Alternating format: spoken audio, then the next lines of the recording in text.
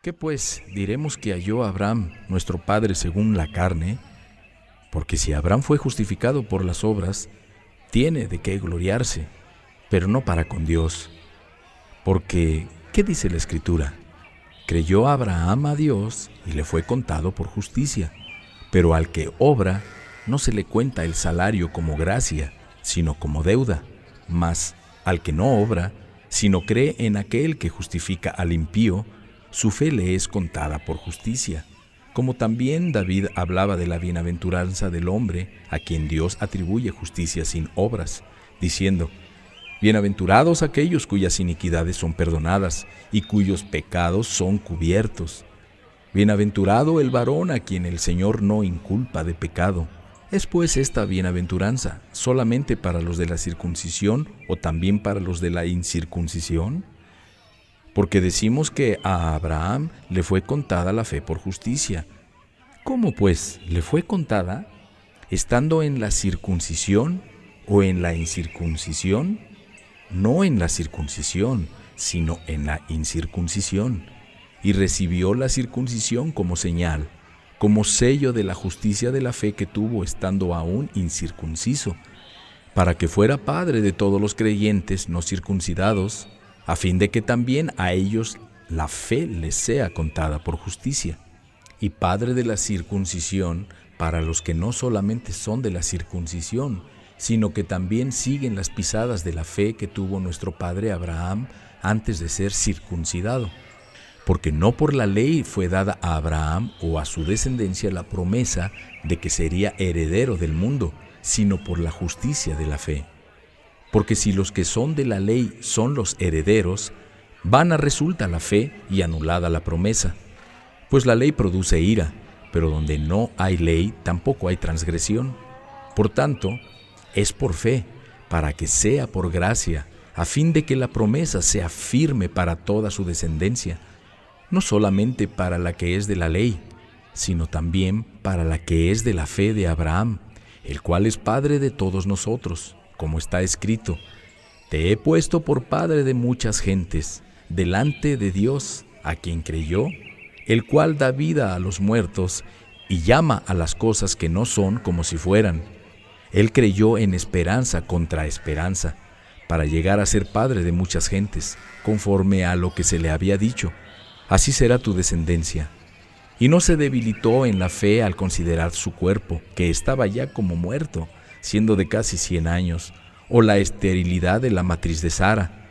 Tampoco dudó por incredulidad de la promesa de Dios, sino que se fortaleció en fe, dando gloria a Dios, plenamente convencido de que era también poderoso para hacer todo lo que había prometido, por lo cual también su fe le fue contada por justicia, y no solamente con respecto a él se escribió que le fue contada, sino también con respecto a nosotros, a quienes ha de ser contada, esto es, a los que creemos en el que levantó de los muertos a Jesús, Señor nuestro, el cual fue entregado por nuestras transgresiones y resucitado para nuestra justificación.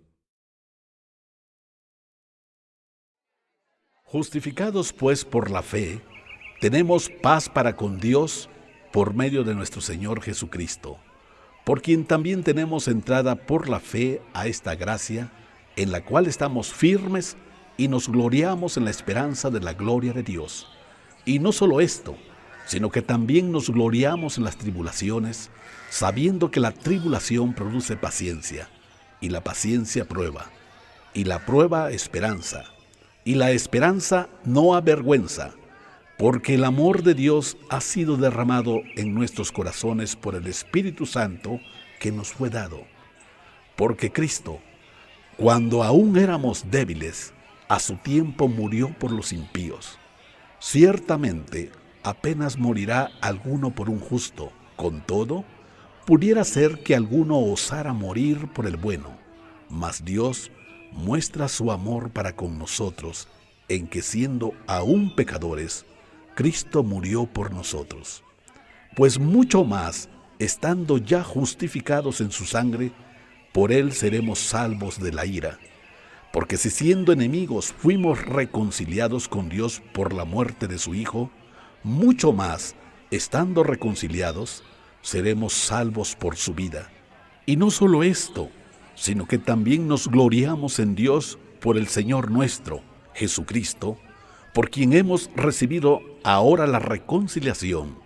Por tanto, como el pecado entró en el mundo por un hombre, y por el pecado la muerte, así la muerte pasó a todos los hombres, por cuanto todos pecaron. Pues antes de la ley había pecado en el mundo, pero donde no hay ley, no sin culpa de pecado.